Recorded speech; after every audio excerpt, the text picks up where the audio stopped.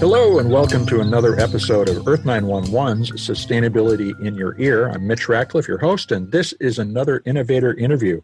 We're pleased to be joined today by Sean-Daoud, who is with Pacific Northwest pnw-metal-recycling Incorporated, and he's based in Portland, Oregon. Sean is a member of ISRI, the Institute for Scrap Recycling Industries, which we are also a member of, and we want to talk today about careers in recycling. So welcome to the show, Sean. How are you? I'm great, Mitch. Thank you for having me. How are you? Oh, doing great. Now, you are working at pnw-metal-recycling. Tell us about your job. I mean, what do you do on a daily basis? What's your role? Well, so P&W it's a family business, and I'm one of the shareholders of it, and I'm more of at the executive level. So my responsibilities can change day to day. Some days I'm working in the yards, helping run equipment. We have multiple yards throughout the Oregon and Washington states, or buying material from local dealers. And other days I'm meeting with consumers or local legislators. Mm-hmm. So it kind of changes, from day to day, obviously. And some of the things that I try to focus on a day-to-day basis is how we're shaping the future of the business, what opportunities are out there for us to stay strong, and culture we are creating with our team. What is our access to money for growth? Mm-hmm. It's about making sure the decades of strong operating history our parents created continues for decades to come. Now, you actually grew up in the industry and worked after high school in the yard. Do you feel that kind of experience is essential to becoming an executive in this business, or is it something that anybody with a passion for recycling can do? It's not necessarily essential, but it obviously can be very helpful. Anyone can be successful if they're passionate about it, regardless of what industry they want to go into. For the recycling industry, you need to know how it works from the bottom up. So you can't be afraid to get your hands dirty. Mm-hmm. Take the initiative to learn. There's not a wrong question to ask, obviously. Remove any ego you might have about the position you hold. Don't be afraid to fail and, learn something new every day. So obviously, starting at the bottom isn't necessarily the most critical thing to do. However, it does help for you to grow and expand within the company. So if somebody's coming out of school with a BA and you got yours in human resources management, what would you give them advice? What advice would you give them about how to enter the recycling industry as a grad? Well, I personally, and I think also a belief that we have at P&W is, we want fresh minds, and a lot of recycling companies want the same thing. And that's a great opportunity for any college graduate. Mm-hmm. There's lots of job opportunities, whether it's engineering, human resources, management, study of metals, environmental science. Within our industry, your start may not be in an office setting or at a management role just because you have a college degree. However, that being said, recycling jobs, they pay well, have great benefits, and most companies will reward loyalty and longevity. So my advice would be to not necessarily worry about the dollar today and be more worried about how you're building your reputation, because your name is the most valuable commodity that you have, and it can take you more places than your job title. That's great advice. It's cultivating the relationships and the knowledge. So let's talk a moment. You mentioned buying metal from various vendors around the Portland and Southwest Washington area. Recycling, a lot of people think of this as something that just gets done. But in fact, there are deep economic imperatives. So what are the big trends in the industry in terms, we've heard about the end of Chinese importation of recycled goods and so forth as affecting what's going on. But what do you need to do on a day-to-day basis? And I know the answer is pretty simple. It's we have to make money in order for the business to continue to operate. So what is involved in finding and growing that business? That's a good question. And it probably could give a complex answer. With what we focus on every day is how can we find efficiencies internally to better handle the inflow and outflow of materials that we want to sell, right? We're handling commodities. And so, the big focus for us is educating our supplier base of the trends that are happening internationally, because not everybody has their thumb on it. We have to abide by regulations, not only domestically, but internationally as well. Mm-hmm. And trying to keep up with those trends to support our consumers is a huge part of the relationship building process that we go through every day. Who are the local suppliers of metals that we can go to? What kind of metals are they generating? What volumes are there available? What competition do we have to deal with locally? Anyone that's in this business or in this landscape is thinking about some of those key things every single day. And how do you bridge that gap? It's a hard balance, but it's also a good balance. Part of why we exist is to handle these materials, but also to educate and make sure that what's coming to us is in a form that we can handle efficiently and effectively. Yeah, the first time I went to an ISRI conference and heard people talking in terms of container loads and tons, it really struck me because the consumer at the edge of the network is handing over pounds of materials, but it's about aggregating all this. So you're collecting metals from a lot of different sources, and then you're processing. What do you do with the metal when you're done with it? Who's your customer? Would be steel mills, metal smelters, the final home of any type of recyclable commodity. So it's the place where it's going to be, remade into new form, whether it's being melted down, re-rolled, what have you. There's lots of different ways that you can reuse and recycle materials. And so those are our final homes, the final destinations, pretty much. And would you say that one of the things that over the next decade or two is going to be critical for recycling is a lot more innovation and invention? As you mentioned engineering earlier, and engineers, of course, design machines to make stuff. And we're talking about an environment where we still only recycle about 34% of the stuff in the United States. Do we need a lot of invention and breakthrough thinking in order to get to 50, 60, 70, or 80% recycling? Of course. And a lot of that's going to have to be done on the front end of meeting with producers of these type of goods to make sure that they can be in a recyclable form. Right. Innovation is critical for our business, and we've seen a lot of change in the last 10 years. The landscape, the business landscape in general changes every single day, every year, and you have to kind of be flexible and nimble to be able to deal with that.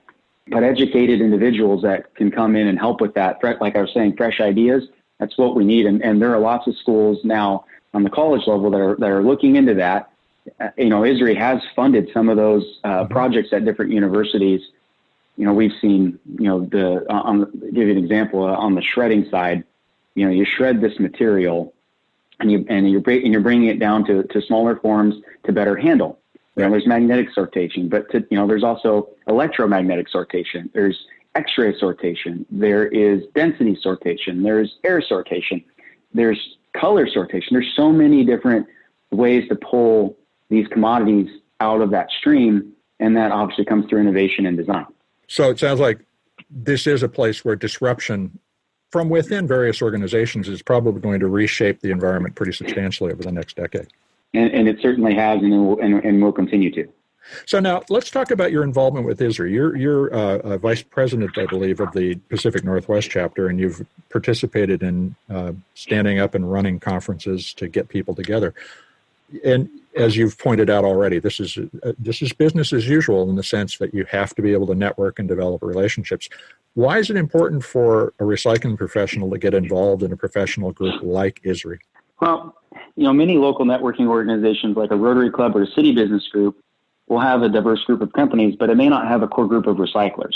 You can learn a lot of applicable information and make great connections to help your business at these local levels, but it may not be enough to get you or your business to the next level. Attending ISRI functions and volunteering for ISRI has helped me create an international network with amazing people and companies, which I or my colleagues can interact with at any level. Many of our partners and coworkers are involved at some level with ISRI and have tremendously benefited from what ISRI has to offer: safety, operations, equipment, sales, purchasing, and so on. It has helped accelerate my career and also has helped get pnw-metal-recycling to the next level. So being involved with ISRI, and if you're in the recycling industry, in my personal and humble opinion, is 100% necessity. Were you able to get involved during your college years? Yeah, I became the membership chair for the Pacific Northwest chapter when I was a junior in college. Wow. And shortly after graduating college, I became the chapter secretary and have moved my way up through the rankings. Mm-hmm.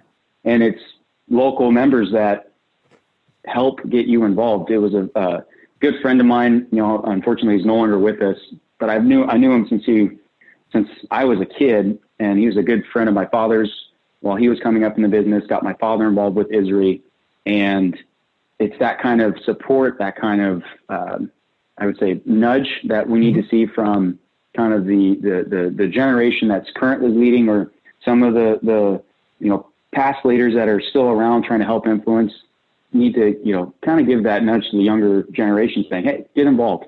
Right. Go out there, learn, have your opinion be heard. Don't be afraid to extend out and try to, redevelop yourself or develop yourself, or add a new trait through going to ISRI events. So the diversity of experience is going to make you a more diverse, better thinker too. Yeah. Now, 100%. Now, as you've transitioned from working in the yard to the office, you've seen the entire spectrum of the work. What do you think the key things that one needs to know in order to be successful are when you go into recycling? Well, operating efficiently and effectively is the key to success to any recycling business. It is where most of the time and money is spent because of the equipment and people processing goods or providing a service. Luckily, I was able to apply the operational knowledge to the book knowledge I was obtaining during my first bachelor's degree early on in my career. So understanding each position within the yard, as well as our office, has definitely helped create a better communication structure for decision-making and planning. A big disconnect can happen between the yard and the office staff at times, but trying to bridge that gap can help lower mistakes that could happen, such as misgrading a load of material, or loading out an outbound truck with the wrong material, or even avoiding a safety accident because an issue was identified ahead of time. The cohesiveness of the yard and office are critical. Also, understanding the needs of the operations helps with better planning of capital expenditures, lowering costs, increasing morale, and a lot more benefit.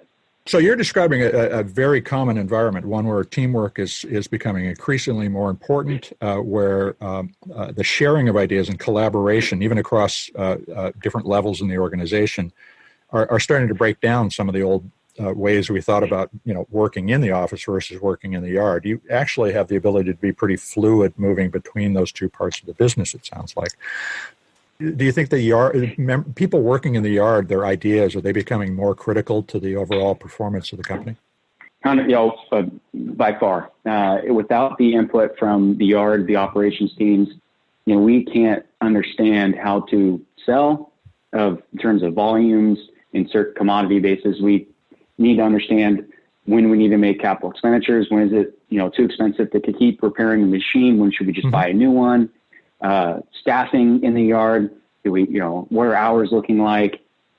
Understanding that part of the department of our business is critical for our success, and we have to have that open communication line, or else we, as owners or even as managers, can't support our supervisors or other team members. If we're not, cohesively operating, communicating openly with each other, we wouldn't be as successful as we are today. So, what you're saying, 100%.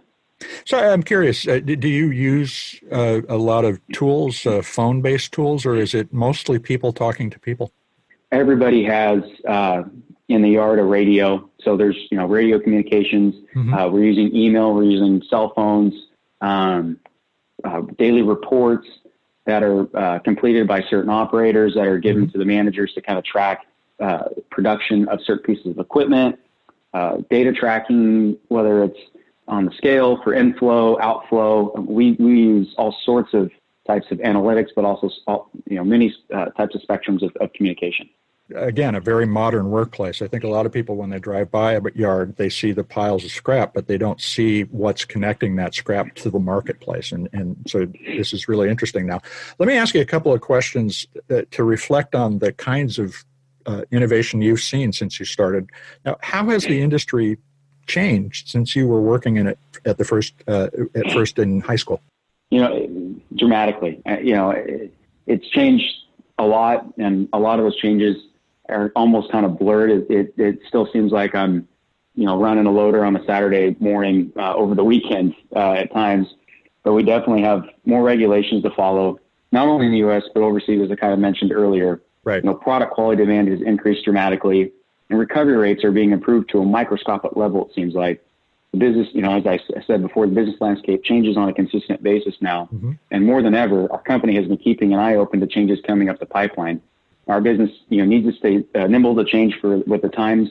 Investment in equipment and people are a critical component of what we've planned for and focus on.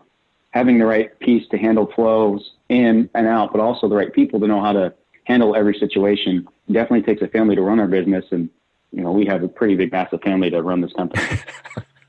So where do you see recycling going as you start planning for the 2020s? What do you think the major thrusts of innovation will be? Personally, I think we should work on redefining the image of recycling. You kind of mentioned that people see it kind of as a dirty business, but it really isn't. And most of the public don't know what we do. We need to make sure the public understands all the benefits regarding recycling and our existence. It is a profitable business, but it also provides enormous benefits to the environment, such as energy savings and earth resource savings. Another push that we should probably see happen in 2020 and should have been long ago, but having a presence of more women in recycling. ISRI currently has a Women in Recycling Council to help with this initiative, but the companies within the industry also need to help with support this initiative. And this may not be something we can obtain in 2020. However, it's something for the long term, better recycling definitions to help differentiate us from other industries. As I said, we handle commodities and do everything we can to keep these materials from being thrown away. There's value to reusing these commodities, and we need better support from our government to help. Regulation, is a necessary thing, and we need to proactively work with our legislators to make sure we have a landscape we can operate fairly in. So, across the board, citizens need to be more involved in the entire recycling process, cleaning the materials, making sure that they're well sorted and so forth, but also asking their cities and counties and states to put regulations in place that will be supportive of the industry and support the goals that all of us have to make it a cleaner, better world. This has been really interesting, Sean. Thank you very much for joining us. Any final thoughts you'd like to share? I think we covered quite a bit, and just, really appreciate the opportunity to speak with you, and I appreciate you thinking of the young leaders of ISRI and of our recycling industry, of getting our input and having us have a voice. It does definitely help the development of the people within our industry, when they can have relatable people that they can hear from. And so I just appreciate that big time. Well, we're happy to do it. So we've been speaking with Sean-Daoud, who is with pnw-metal-recycling, Incorporated in Portland, Oregon, and also a member of ISRI, the Institute for Scrap Recycling Industries, as is Earth911. So thanks, everybody. We'll be back with another interview soon. I'm Mitch Ratcliffe, and this is Earth911.